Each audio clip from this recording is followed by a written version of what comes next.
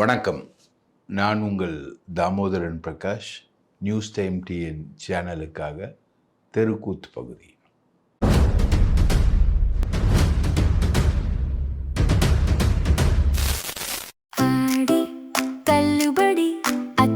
பேரும் அல்லம்படி 6 முதல் 60% வரை ஆடி தள்ளுபடியுடன் சூப்பர் சரவணா ஸ்டோர்ஸ், சென்னை, மதுரை, கோவை.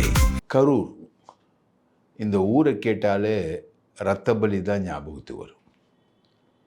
அந்த அளவுக்கான ஒரு ஊர் கரூர். 41 பேர் தங்களது உயிரை பறி கொடுத்துருக்காங்க. இப்போது நாளைக்கு கரூருக்கு விஜய் போகிறாரு. விஜய் போகும்போது அங்கே மேடை அமைக்கிறாங்க. இந்த முறை மக்கள் சந்திப்பு நிகழ்ச்சியை அவர் நடத்துகிறாரு. வெண்ணெய் மலைன்ற ஒரு இடத்துல மக்கள் சந்திப்பு நடத்துகிறாரு. ரைட்டுங்களா? போலீஸை குவிச்சிருக்காங்க. West zone police, central zone police heavy police. இப்போ ஒரு சிஎம் இல்லையா? நார்மலாகவே சிஎம்னா பந்தோபஸ்து அதிகமாக இருக்கும். அது ஜெயலலிதாவாக இருந்தாலும் அதிகமாக இருக்கும். இப்போ இவர் ஆக்டர் கம் சிஎம், அதனால் இவருக்கு பந்தோபஸ்து அதிகமாக இருக்குது. ஆனால் கரூரில் ரொம்ப மோசமான ஒரு விஷயம் என்னென்னா, அந்த ஊருக்கும் இரத்த பலிக்கும் ஏதோ தொடர்பு இருக்குது. நேற்று அந்த மேடையை அமைச்சிக்கிட்டு இருக்காங்க. மேடையை ஒரு முக்கோண வடிவத்தில் கம்பிகளை வச்சுட்டு சைடு கம்பியெல்லாம் ஃபில் பண்ணிக்கிட்டு இருக்காங்க. அதை 2 கிரேன் அதில் வேலை செஞ்சுக்கிட்டு இருக்கு. 2 கிரேனுமே கரெக்டாக பெல்ட்டு அறுந்து போச்சு. மேலே இவங்க எடுத்து வச்சு நிற்க வச்ச கம்பி சடால்னு கீழே இறங்கி வந்தது. இப்போ இந்த கேரளாவில் நிலச்சரிவு நடந்தது இல்லையா? ஒரு லாரி ஓடி வந்தது இல்லையா? அதில் மாட்டி தப்பிச்சு போய்ச்ச தமிழர்கள்லாம் இருக்காங்க. அந்த மாதிரி கீழே வேலை செய்கிற ஒரு 5 பேர் குய்யோ முறையோன்னு அலறி அடிச்சுக்கிட்டு அந்த கம்பி உழற வேகத்துக்கு எகிரி ஓடி இருக்காங்க. எகிரி ஓடி உயிர் தப்பிச்சிருக்காங்க. இது ஒரு மோசமான ஒரு நிகழ்வு. கரூரில் விஜய் போகிற அந்த மேடை, விஜய் பேச போகிற வெண்ணெய்மலை மேடையில் நடந்திருக்கு. இதை பார்த்து அலண்டு போன அங்கே இருக்கவங்க கரூர்னாலே விஜய்னாலே இரத்த பலி தான் அப்படின்னு சொல்லிட்டு என்ன பண்ணுறாங்க, ஒரு 4-5 கோழியை சாக்கு மூட்டையில் பிடிச்சி எடுத்துகிட்டு அந்த இடத்துல பலி கொடுக்க வராங்க. எடுத்துக்கிட்டு வராங்க. கோழியை அறுத்து ரத்தத்தை தெளிக்கிறாங்க.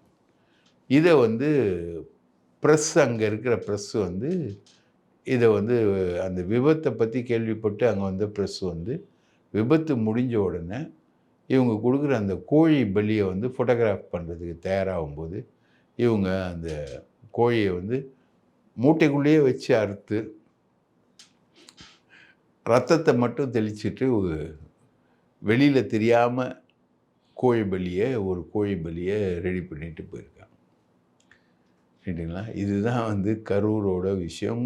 காலையில் 9 மணிக்கு போகிறாரு, 11 மணிக்கு கட்சி நிகழ்ச்சி. அதுக்கு முன்னாடி கரூரில் ஒரு 30க்கும் மேற்பட்ட ஆட்களுக்கு அரசு வேலைவாய்ப்பு வழங்குறாரு. கரூரில் செத்தவங்களுக்கு அரசு வேலைவாய்ப்பு வழங்குறாரு. இதை தவேகாவுடைய கூட்டணி கட்சிகளான சிபிஐ, சிபிஎம்ஏ கடுமையான எதிர்ப்பை தெரிவிச்சிருக்காங்க. ஒரு கட்சி நிகழ்ச்சி, அந்த கட்சி நிகழ்ச்சியில் இறந்தவங்களுக்கு அந்த கட்சி தான் காம்பன்சேட் பண்ணோம். ஏற்கனவே ஒரு 20 லட்ச ரூபா கொடுத்துருக்காரு இவர். தமிழக அரசு ஏற்கனவே அவங்களுக்கு காம்பன்சேட் பண்ணி 10 லட்ச ரூபா கொடுத்துருக்கு, நிதி கொடுத்துருக்கு. அவங்களுக்கு அரசு வேலை கொடுப்பது என்பது மிக தவறான ஒரு முன்னுதாரணம். நாளைக்கு சிபிஎம் நிகழ்ச்சி ஒன்று நடக்குதுன்னா, சிபிஎம் நிகழ்ச்சியில் ஒரு டெத்து நடந்துருச்சுன்னா அந்த டெத்துக்கும் அரசு வேலை கொடுக்கணும் அப்படின்ற மாதிரி ஒரு டிமாண்ட் வரும். திமுக நிகழ்ச்சி நடந்தால், திமுக மாநாட்டில் செத்தாலும் அதுக்கும் அரசு வேலை கொடுக்கணும் அப்படின்ற மாதிரி ஒரு டிமாண்ட் வரும். ஆனால் கரூர்ன்றது விஜய்க்கு ரொம்ப இதயத்துக்கு நெருக்கமான ஒரு விஷயன்றதுனால அப்படி பண்ணிகிட்ருக்கார். ஆனால் இங்கே எதிர் முகாமில் பார்த்திங்கன்னா திமுகவில் ஒரு பெரிய பாம் ஒன்று வந்து ப்ரிப்பேர் பண்ணிகிட்ருக்காங்க. அந்த பாம் வந்து பேர் வந்து சீமான். சீமானை வந்து அம்பாசமுத்திரத்தில் நிற்க வைக்கிறாங்க. அம்பாசமுத்திரம் இடைத்தேர்தலில் சீமான் போட்டியிடுறார். திமுக அவரை ஆதரிக்குது. அதுக்கான பூர்வாங்க பேச்சுவார்த்தைகள்லாம் நடந்து முடிஞ்சு எல்லாமே ரெடி ஆகிட்டுருக்கு. சரிங்களா? சட்டமன்றத்தில் எம்ஜிஆர் கோலோச்சிக்கிட்டு இருக்க டைமில் ரகுமான் கான், துரைமுருகன், கா சுப்பு இந்த 3 பேரும் வந்து பயங்கரமாக எம்ஜிஆரை வந்து கேள்விகளால் திணறடிப்பாங்க. வெளியில் வந்து வெற்றி கொண்டான், தீப்பொறி ஆறுமுகம்லாம் பேசுவாங்க. அதை விட ரொம்ப இலக்கியத்தரமாக உதாரணங்களோட இந்த 3 பேர் வந்து பேசுவாங்க. அந்த மாதிரி இப்போது விஜய் வந்து குட்டி கதை சொல்லிக்கிட்டு இருக்கார் இல்லையா? இந்த குட்டி கதைக்கு கவுண்டர் கொடுக்க போகிறது யாருன்னா சட்டமன்றத்தில் அம்பாசமுத்திரத்தில் ஜெயிச்சுட்டு போகிற சீமானும் பிரேமலதாவும் உதயநிதியும்.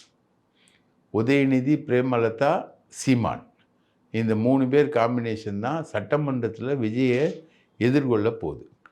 அம்பாசமுத்திரம் தொகுதி எப்படிப்பட்ட தொகுதினா முக்குளத்தூர், நாடார்,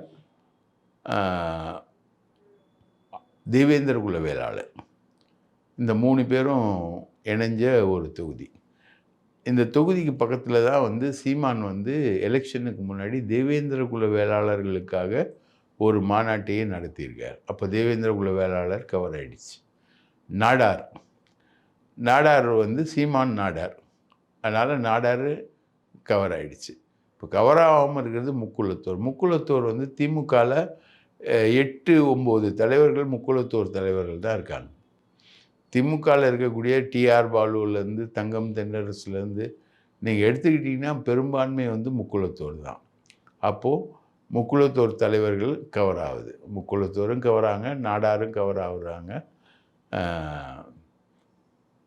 தேவேந்திர குல வேளாளர்களும் கவர் ஆகுறாங்க.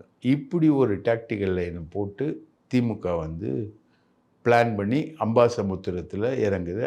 அம்பாசமுத்திரத்தில் இடைத்தேர்தலில் வந்து போன தடவை திமுக சார்பில் வந்து வேல்துறை அப்படின்றவரை நிற்க வச்சுருந்தாங்க. அவர் வந்து காங்கிரஸ், அம்பாசமுத்திரம் காங்கிரஸ்க்கு ஒதுக்கப்பட்ட தொகுதியில் ஒன்று. அவர் வந்து நாடார் ப்ளஸ் வந்து ஒரு காங்கிரஸ் எம்எல்ஏவோட பையன். அதுக்கு சீட் கொடுத்தாங்க. அது தோக்குற சீட்டில் ஒன்றா போனது அம்பாசமுத்திரம். அங்கே வந்து ரெட்டையில் ஜெயிச்சுது. இப்போ என்ன காம்பினேஷன்னா, தாவேகா தான் இருக்கிற கட்சிகள்லேயே திமுகவை விட திமுக தான் அதிமுகவை அழிக்கும் அப்படின்னு சொல்லுவாங்க. திமுக தான் எதிரி, அதிமுகவுக்கு எதிரி வந்து திமுக தான் அப்படின்ற மாதிரி ஒரு கருத்து வந்து முன்னாடியிலேருந்தே இருக்கும். அந்த மாற்றி இப்போ வந்து அதிமுகவை அழிக்கிற சக்தி வந்து தாவேகா தான். அதாவது திமுகவை அழிக்கிறதுக்கு தாவேகா பண்ணக்கூடிய முயற்சிகளில் எதுலேயுமே தாவேகாவுக்கு வெற்றி கிடைக்கல. இல்லைங்களா? கரூர் போகிறதுக்கு முன்னாடி செந்தில் பாலாஜியை தூக்கி உள்ளே உட்கார வைக்கணும், கரூரில் வந்து விஜய் மைக்கை பிடிக்கும்போது செந்தில் பாலாஜி ஜெயிலில் கம்பியை பிடிக்கணும் அப்படின்னு ஆசைப்பட்டாங்க இவங்க தாவேகா. ஆனால் அது நடக்கலை. ரைட்டுங்களா? அதே மாதிரி ஏவாவேலுவை தூக்கி உள்ளே உட்கார வைக்கணும் அப்படின்னு ஆசைப்பட்டாங்க. அவர் போய் சிங்கப்பூரில் படுத்துக்கிட்டார். சிங்கப்பூர்லேருந்து அவருக்கு வந்து ஏர்போர்ட்டில் அவரை வந்து சிங்கப்பூர்லேருந்து வந்தால் கைது பண்ணோன்னு லுக் அவுட் நோட்டீஸ் கொடுத்தாங்க. அந்த லுக் அவுட் நோட்டீஸ்க்கும் அவர் ஸ்டே வாங்கிட்டார். இல்லைங்களா? இப்போ வந்து அவர் நேராக அப்பியர் ஆக போகிறாங்க. அந்த மாதிரி திமுகவை கை வைக்கிற முயற்சிகளில் தாவேகா படு பயங்கரமாக தோல்வி அடைஞ்சது. ஆனால் அதிமுகவை கை வைக்கிற விஷயங்களில் பெரிய அளவுக்கு அவங்க வந்து வெற்றி பெறுறாங்க. இப்போ பார்த்திங்கன்னா சிவி சண்முகம் இவர் நாளைக்கு கூட கரூரில் விஜய் கூட இணையலாம், தாவேகாவில் இணையலாம். அவர் கூட பார்த்திங்கன்னா ராகேஷ், அருண்மொழித்தேவன், திருத்தணி கோ அரி, பண்டுட்டி தக்காளி மோகன். ராகேஷ் வந்து கள்ளக்குறிச்சி, அருண்மொழித்தேவன் வந்து விருதாச்சலம். ரைட்டுங்களா? திருத்தணி கோ அரி அவர் வந்து திருத்தணி. இவங்கெல்லாம் வந்து இணையறதா பேச்சு இருக்குது. இன்னும் பல பேர் வந்து இணையலாம் அப்படின்ற மாதிரி ஒரு கணக்கு போயிட்டுருக்கு. அது அதிமுகவை முழுக்க முழுக்க டிஸ்மேண்டில் பண்ணிவிட்டு அதை வந்து அதிமுக என்கிற கட்சியே இனி இல்லை, அது முழுக்க தாவேகா தான் அதிமுக, அதிமுக தான் தாவேகா. முன்னாடி என்ன சொல்லுவாங்க, தாவேகாவுக்கும் திமுகவுக்கும் தான் போட்டி அப்படின்னாங்க. இப்போ வந்து தாவேகா தான் அதிமுக, அதிமுக தான் தாவேகா அப்படின்னு அந்த கட்சியை வந்து முழுக்க டிஸ்மேண்டில் பண்ணி அழிச்சு ஒழிக்கிறதுல இவங்க வந்து முன்னணியில் இருக்காங்க. இதுக்கு வந்து எடப்பாடி பழனிசாமியுடைய தலைமை, அவருடைய சர்வாதிகார போக்கு இதெல்லாம் தான் காரணம் அப்படின்னு சொல்லப்பட்டால் கூட, அதையும் தாண்டி பல விஷயங்கள் வந்து இன்றைக்கி அதிமுகவை வந்து அழிக்கக்கூடிய விஷயங்களில் தாவேகா முன்னணியில் இருக்குது. இதனால் அதிமுகவுக்கு திமுக மேலே இருக்கக்கூடிய கோபத்தை விட தாவேகா மேலே இருக்கக்கூடிய கோபம் வந்து அதிகமாக இருக்குது. எம்ஜிஆரோட கட்சியை அழிக்கிறதுல தாவேகா முன்னணியில் இருக்கிறதுனால எம்ஜிஆர் ரசிகர்கள் மிகவும் கோபத்தில் இருக்காங்க. ஜெயலலிதாவுடைய ஆதரவாளர்கள் அவங்களும் மிகப்பெரிய கோபத்தில் இருக்காங்க. இவங்களுக்கெல்லாம் வந்து தாவேகா மேலே ஒரு மிகப்பெரிய அட்ராக்ஷன் ஒன்றும் பெருசாக இல்லை, ரைட்டுங்களா? எம்ஜிஆருக்கு பதிலாக விஜய், ஜெயலலிதாவுக்கு பதிலாக விஜய் அப்படின்ற கான்செப்டெல்லாம் வந்து அவங்களுக்கு கிடையாது. ஸோ இந்த இடைத்தேர்தலில் இவங்க ஏற்கனவே போட்டி போட்ட ஆட்களை தான் இவங்க நிறுத்துகிறாங்க, ரைட்டுங்களா? அப்போது நம்ம அம்பாசமுத்திரத்தில் இசக்கி சுப்பையாவை நிறுத்துறதுக்கான முயற்சி ஈடுபட்டுக்கிட்டு இருக்காங்க. அவங்க எல்லாமே வந்து தாவேக்கால தான் நிற்க போகிறாங்க, ரைட்டுங்களா? இதில் வந்து காங்கிரஸ் போட்டியிட்ட தொகுதி அம்பாசமுத்திரம் அப்படின்றதுனால காங்கிரஸுக்கு சீட்டு கொடுக்கணும் அப்படின்னு, ஆட்சியிலும் பங்கு, அதிகாரத்திலும் பங்கு, சீட்டிலும் பங்குன்னு வந்துடக்கூடாது அப்படின்றதுனால அவங்க தாவேக்கா தான் போட்டி போகிறாங்க. தாவேக்கா வந்து இடைத்தேர்தலில் ஜெயிக்கணும், அப்போ தான் அவங்களுடைய ஸ்ட்ரென்த்தை வந்து அவங்க ப்ரூஃப் பண்ண முடியும், அவங்க ஸ்ட்ரென்த்தை இம்ப்ரூவ் பண்ண முடியும். எடப்பாடி பழனிசாமிக்கு 18 எடப்பாடி பழனிசாமி கிட்டேருந்து 18 எம்எல்ஏக்களை பிரித்து கொண்டு போய் நிற்க வச்ச டிடிவி தினகரன் அந்த 18 தொகுதிகளுக்கு இடைத்தேர்தலுக்கு போனார். இதே போல் ஒரு நம்பிக்கையில்லா தீர்மானத்தில் 18 எம்எல்ஏக்கள் எடப்பாடிக்கு எதிராக வாக்களிக்க அவங்க வந்து பதவிகள் பறிபோக இடைத்தேர்தல் வந்துச்சு. அந்த இடைத்தேர்தலில் 18 எம்எல்ஏக்களை நிற்க வைக்கும்போது அதில் பெரும்பான்மையாக வெற்றி பெற்றது திமுக, சரிங்களா? எடப்பாடி ஆட்சியில் எடப்பாடி நடத்திய இடைத்தேர்தலில் பெரும்பான்மையாக வெற்றி பெற்றது திமுக. திமுகவுக்கு இந்த இடைத்தேர்தல் ராசி என்பது ரொம்ப அதிகமான ஒரு ராசி. இடைத்தேர்தலில் அவங்க வந்து ஆட்சியை இழந்துட்டு அடுத்து வரக்கூடிய இடைத்தேர்தலில் அவங்களுடைய ஸ்பீடு என்பது ரொம்ப அதிகமாக இருக்கும். திமுகவுடைய ஸ்பீடு அதிகமாக இருக்கும்போது அவங்களோட சேர்ந்து அதிமுகவை நிர்மூலமாக அழிக்கக்கூடிய வேலையை செய்யக்கூடிய தாவேகாவுக்கு எதிரான அதிமுக தொண்டர்களுடைய வேகமும் அதிகமாக இருக்கும். இந்த 2 வேகமும் ஒரு இடத்துல சேர்ந்து தாவேகாவை வந்து டிஃபீட் பண்ணணும், தோற்கடிக்கணும் அப்படின்ற ஒரு முடிவை திமுகவும் அதிமுகவும் சேர்ந்து எடுத்ததுன்னா அது நேரடியாகவோ மறைமுகமாகவோ தாவேகாவுக்கு எதிராக இந்த 2 சக்திகளும் ஒன்று சேர்ந்ததுன்னா தாவேகா வந்து நிச்சயம் தோல்வி அடையும். அதிமுக வாங்கிய வாக்குகள் வந்து தமிழ்நாட்டில் 1,34 lakhs, திமுக 1,50,00,000, தாவேகா வந்து 1,70,00,000. தாவேகா வாங்கிய 1,70,00,000 வாக்குகளுக்கு ஈக்குவலாக இவங்க 2 பேரும் சேர்ந்து வாங்கியிருக்கிறது 2,25,00,000 வாக்குகள். அப்போது அதிமுகவும் திமுகவும் சேர்ந்து ஒரு காம்பினேஷன் போட்டு நின்னாங்கன்னா இவங்க எங்கே போவாங்க? இவங்களுக்கு இப்போது அம்பாசமுத்திரம்னா இசக்கி சுப்பையாவோட செல்வாக்கு, இசக்கி சுப்பையா வாங்கிய வாக்குகள் எல்லாம் தான் பலம். இசக்கி சுப்பையா வாங்கிய வாக்குகள் இரட்டை இலை வாக்குகள், ரைட்டுங்களா? அந்த இரட்டை இலை வாக்குகள் வந்து வேறு மாதிரி டேர்ன் ஆகிடுச்சுன்னா, இப்போ சீமான் நிற்கிறாரு. சீமான் வந்து திமுக கிடையாது, ஒரு காமன் கேண்டிடேட்டு. அந்த மாதிரி கேண்டிடேட்ஸை வந்து இந்த தொகுதிகளில் எல்லாத்துலேயும் இடைத்தேர்தல் வரக்கூடிய தொகுதிகளில் எல்லாத்துலேயும் போட்டாங்கன்னா அதிமுகவும் வாக்குகளும் திமுக வாக்குகளும் கம்பைன் ஆகிடும், தாவேகா தோக்குன்றது தான் இப்போ இருக்கக்கூடிய திமுக அதிமுக முகாம்களின் ஸ்ட்ராட்டஜியாக இருக்குது. தாவேகா தோற்றுதுன்னா அதால் வந்து எம்எல்ஏக்களை வந்து இன்னும் எத்தனை பேரை ராஜினாமா பண்ண வச்சு இன்னும் எத்தனை இடைத்தேர்தல்களை அவங்க வந்து சந்திப்பாங்க அப்படின்ற ஒரு கேள்வி இருக்குது. ரைட்டுங்களா? இதுக்கிடையில் தாவேகா முகாம்குள்ளேயும் பெரும் பிரச்சனை ஒன்றும் ஓடிக்கிட்டு இருக்கு. நாங்கள் வந்து தாவேகாவுடைய அரசில் பங்கு பெறுறோம், ஆனால் திமுக கூட்டணியிலையும் இருக்கிறோம் அப்படின்னு திருமாவளவன் சொல்ல, அதுக்கு ஒன்றுத்துக்கும் உதவாத ஊரில் ஒரு ஆள் இருப்பான், அவன் வந்து எல்லாத்தையும் நக்கல் அடிப்பான்ல, அந்த மாதிரி வைகோ.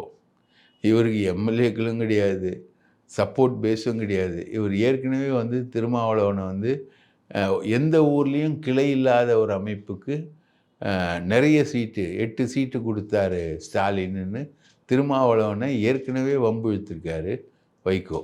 இப்போது திருமாவளவன் சொன்ன இந்த ஸ்டேட்மெண்ட்டை, நாங்கள் திமுக கூட்டணியில் தான் இருக்கிறோம், தாவேகா அரசியல் இருக்கிறோம் அப்படின்னு சொன்ன அந்த ஸ்டேட்மெண்ட்டை இவர் வந்து இந்த ஸ்டேட்மெண்ட்டுக்காக நோபல் பரிசு தரலாம் அப்படின்னு சொல்கிறார் வைகோ. இவர் நோபல் பரிசு தரலான்னா அது கொடுத்தா வைகோ ரெக்கமெண்ட் பண்ணி அது எனக்கு கிடைச்சா நான் வந்து வைகோக்கு நன்றி கடன் பட்டிருக்கேன் அப்படின்னு திருமாவளவன் வந்து திருப்பி சொல்ல, எஸ்எஸ் பாலாஜியும் திருமாவளவன்கிட்ட இருக்கக்கூடிய எஸ்எஸ் பாலாஜியும் மல்லை சத்யாவும் திருமாவளவனுக்கு நோபல் பரிசு தரலான்னா நடிப்பில் மிக சிறந்தவரான வைகோவுக்கு ஆஸ்கர் பரிசே தரலாம் அப்படின்ற மாதிரி சொல்ல, இப்போது லேட்டஸ்ட்டாக ஐயோ நான் அந்த அர்த்தத்தில் சொல்லலை, திருமாவளவனை வந்து அந்த அர்த்தத்தில் சொல்லலை அப்படின்ட்டுருக்கேன். என்ன விஷயம்னா, தாவேக்கு ஆட்சிக்கே ஆபத்து வைகோவால். இவர் இந்த மாதிரிலாம் சொல்லுன்னா அவங்க வந்து அவங்க எம்எல்ஏக்களை வாபஸ் பெறுவாங்க அப்படின்ற மாதிரி, ஆதரவை வாபஸ் பெறுவாங்க அப்படின்ற மாதிரி ஒரு நிலை வந்து உருவாயிடுச்சு. வைகோவுடைய ஸ்டேட்மெண்ட் வந்து முழுக்க முழுக்க இப்படி தான் வருது அப்படின்ற மாதிரி ஒரு நிலவரம் வந்து உருவாயிடுச்சு. அதனால் வைகோ என்ன பண்ணுறாரு, நான் அந்த அர்த்தத்தில் சொல்லன்னு அந்தர் பல்ட்டி ஆகாச பல்ட்டி அடிக்கிறாரு. இந்த சூழ்நிலையில் வந்து பாமக இன்டேக் என்பது வந்து ரொம்ப சீரியஸாகவே அங்கே விவாதிக்கப்பட்டு வருது. ஆனால் பாமக வந்து உள்ளே வரணுன்னா பாஜகவுடைய பர்மிஷன் வாங்கணும். ஏன்னா சிபிஐ கேஸஸ் அன்புமணி மேலே இருக்குது. அதனால் பாஜக இருக்கக்கூடிய தேசிய ஜனநாயக கூட்டணியாகிய அதிமுக கூட்டணியை விட்டு அவ்வளோ சீக்கிரம் பாமகவால் வர முடியாது. அதுக்கான பேச்சுவார்த்தைகளில் கெஞ்சல் இந்த விஷயங்கள்லாம் நடக்குது. அதில் நடுவில் அந்தம்மா சௌமியா அன்புமணி வந்து நீர்வளத்துறை அமைச்சராவதற்கான பேச்சுவார்த்தைகளும் இந்த சைடில் நடந்துக்கிட்டு இருக்கு. இல்லைங்களா? இப்படியும் ஆட்டங்காட்டுறதுல வந்து பாமகவை மிஞ்சின ஆட்கள் வந்து யாரும் கிடையாது. பாமக தான் இந்த ஆட்டத்தெல்லாம் விளையாடும். ஆட்டத்துக்கு பிரதிபலனா பொட்டியை பெறும். ஆட்டத்துக்கு இப்போ ஆடுற ஆட்டத்துக்கு பிரதிபலனா நீர்வளத்துறை அமைச்சர் பதவியை பெறுவதற்கான விஷயங்கள் என்பது பெரிய அளவுக்கு ஓடிக்கிட்டு இருக்குன்னு வச்சுக்கோங்களேன். இதுக்கிடையில் முக்கியமான விஷயம் என்னென்னா, விசிகால வன்னியரசு இவர் வந்து தாவேகாலே செட்டில் ஆகிட்டார். திமுகவுக்கு எதிராக வந்து திருமாவளவனே வந்து நான் திமுக கூட்டணியில் இருக்கேன் அப்படின்னு பேசும்போது, திமுகவை வந்து கருவறுப்போம், திமுகவை இல்லாமல் பண்ணுவோம் அப்படி இப்படின்னு சொல்லிட்டு அண்ணன் வன்னியரசு பேசுகிறார். ஆனால் அநேகமாக திருமாவளவன் வந்து பாமக உள்ளே வந்து ஆதரவை வாபஸ் பெற்றாலும் வன்னியரசு வந்து அங்கே மந்திரியாக இருப்பார், அந்தளவுக்கு அவர் கட்டிங்லலாம் நல்லா செட்டில் ஆகிட்டார் அப்படின்னு தான் வந்து விசிகா வட்டாரங்கள்லேருந்து வரக்கூடிய தகவல்கள் இருக்குது. இந்த போக்கில் தான் வந்து இவங்க போயிட்டுருக்காங்க. இன்னொரு முக்கியமான விஷயம் இந்த கவர்மெண்ட்டை பற்றி நம்ம சொல்லணுன்னா, தாவேகா வந்து இன்றைக்கி வந்து மகளிர் விடியல் பயணம் அப்படின்னு பஸ் இருந்தது. அந்த பஸ்ஸில் வந்து விடியல் அப்படின்ற வார்த்தையை எடுத்துட்டு மகளிர் பயணம்னு கொண்டு வந்திருக்காங்க. தமிழ்நாடு முழுக்க 7000 பஸ்ஸு, சென்னை நகரில் 1500 பஸ்ஸு. இன்றைக்கி 1500 பஸ் வந்து 1300 பஸ்ஸாக குறைஞ்சிருச்சு. அதாவது முன்னாடி வந்து பஸ்ஸு ஓடும், அதில் வந்து லிப்ஸ்டிக் மாதிரி போட்டு பெண்கள் ஏறக்கூடிய பஸ்ஸு அது அப்படின்வாங்க. லிப்ஸ்டிக் பஸ்ஸுன்னு கிண்டல் அடிப்பாங்க. ஆனால் ஸ்டாலின் வந்து அதை நல்ல புத்தம் புது பஸ்களாக விட்டு அதை வந்து பெருமைப்படுத்தினார். அந்த பஸ்ஸில் 200 பஸ்ஸை குறைச்சிருக்குது சென்னையில். அதே மாதிரி தமிழ்நாடு முழுக்க 7000 பஸ்கள் ஓடிச்சு. அந்த பேருந்துகள்லாம் வந்து 6000 5000ன்னு குறைக்கப்பட்டிருக்கு தமிழ்நாடு முழுக்க. இவங்க தேர்தல் வாக்குறுதி என்ன? நாங்கள் ஆட்சிக்கு வந்தால் தமிழ்நாடு முழுக்க பெண்கள் வந்து பேருந்துகளில் இலவசமாக பயணம் செய்யலாம் அப்படின்னு. இப்போ வந்து ஒரு லிமிட்டடான பஸ்களில் தான் இலவசமாக பெண்கள் பயணம் செய்வதற்கு ஸ்டாலின் கவர்மெண்ட் ஏற்பாடு பண்ணியிருந்தது. அந்த பேருந்துகளுடைய எண்ணிக்கையை தேவையில்லாமல் இவங்க வந்து குறைச்சிருக்காங்க. இபி ஏற்றிட்டாங்க, டாஸ்மாக் விலை ஏறப்போகுது, பேருந்து குறைப்பு. ரைட்டா? இவங்க வந்து கரூரில் வந்து விழா கொண்டாடிக்கிட்டு இருக்காங்க. விழாவில் வந்து இவங்க விழாவில் செத்தவங்களுக்கு அரசு வேலை வந்து இவங்க கொடுத்துக்கிட்டு இருக்காங்க. எல்லாம் ஒரே கூத்து தான், தெருக்கூத்து தான். தெருக்கூத்தை விட மிஞ்சின ஒரு கூத்துக்களை தான் இவங்க வந்து நடத்திக்கிட்டு இருக்காங்க. முழுக்க முழுக்க மக்களுக்கு விரோதமான ஒரு விஷயம். இதை யார் வந்து சொல்கிறது? இவர்கிட்ட விஜய்கிட்ட யார் சொல்கிறது? யார் பேசுறது? யார் பேச முடியும் அப்படின்றது பார்த்திங்கன்னா யாராலையும் பேச முடியாது. எல்லாத்துக்கும் மௌனம்தான் பதில். விஜயை பார்க்கவும் முடியாது, பேசவும் முடியாது. இவர் வந்து கரூரில் வந்து நாளைக்கு இஷ்டத்துக்கு ஒரு 20 நிமிஷம் பேசிட்டு போயிடுவார். ரைட்டுங்களா? உங்களுக்கு ஏன் என்னை பார்த்து ஆக மாட்டேங்குது, இதுதான் பேசுவார். உங்களுக்கு ஏன் என்னை பார்த்து ஆக மாட்டேங்குது, உங்களுக்கு ஏன் என் மேலே வந்து கோபம் வருது, நான் செஞ்சால் ஏன் தடை விதிக்கிறீங்க அப்படின்ட்டு கூடவே வந்து இந்த கட்சி தாவல் விஷயத்தையும் பேசக்கூடாது. கட்சி தாவல் விஷயத்தில் வந்து ஆன்டிசிபேட்டரி பெயில் வந்து செந்தில் பாலாஜிக்கும் அசோக் குமாருக்கும் கொடுத்துருக்காங்க. அது ஒரு கேஸே இல்லை, எந்த ரெக்கார்டும் இல்லை, எந்த எவிடன்ஸும் இல்லை, எதுவுமே இல்லை. அவங்கள கஸ்டடியில் எடுக்கும்போது கூட கேஸே இல்லைன்றது தான் போலீஸ் தரப்புடைய முன்வைத்த வாதமாக இருக்குது. சம்பவம் நடந்து 2 நாள் கழித்து புகார் பண்ணுறாங்க, கால் ரெக்கார்டு இல்லை, எதுவுமே இல்லை. ரைட்டுங்களா? அசோக் குமாரும் திருநாவுக்கரசுன்னு குற்றம் சாட்டப்பட்ட நபரும் ஒரே ஊரில் ஈரோடில் தங்குறாங்க, அவ்வளோதான். இப்படி போகக்கூடிய தாவேக்காக்கு செக் வைக்கிற விதமாக சீமானும், அங்கே உள்ள நடக்கிற கலவரத்துக்கு வைகோ மாதிரி ஒரு ஆள் வந்து எந்த கூட்டணியில் போனாலும் அது உருப்படாது. ரைட்டுங்களா? அவருக்கு எந்த ஸ்ட்ரென்த்தும் கிடையாது. ஆனால் வாய் மட்டும் நீளத்துக்கு நீளும். அதுதான் வைகோ. வைகோவுடைய இதை டொனால்ட் ட்ரம்ப் மாதிரி பண்ணுவார். ஏதாவது ஒன்று சொல்லுவார் டொனால்ட் ட்ரம்ப்பு, அதுக்கப்புறம் அவரே ஒரு மறுப்பு சொல்வார். அந்த மாதிரி வந்து கூட்டணியை கலைக்கிற வேலையை வந்து அண்ணன் வைகோ பண்ணுறாரு. திருமாவளவன் வந்து அங்கே மதிக்கப்படக்கூடிய ஆளாக அங்கே இல்லை அப்படின்றதும் தெரிய வருது. இது எல்லாமே வந்து வரக்கூடிய இடைத்தேர்தலில் ரொம்ப நல்ல அளவுக்கு எதிரொலிக்கும் அப்படின்றத வந்து நம்ம எதிர்பார்க்கலாம். நன்றி, வணக்கம்.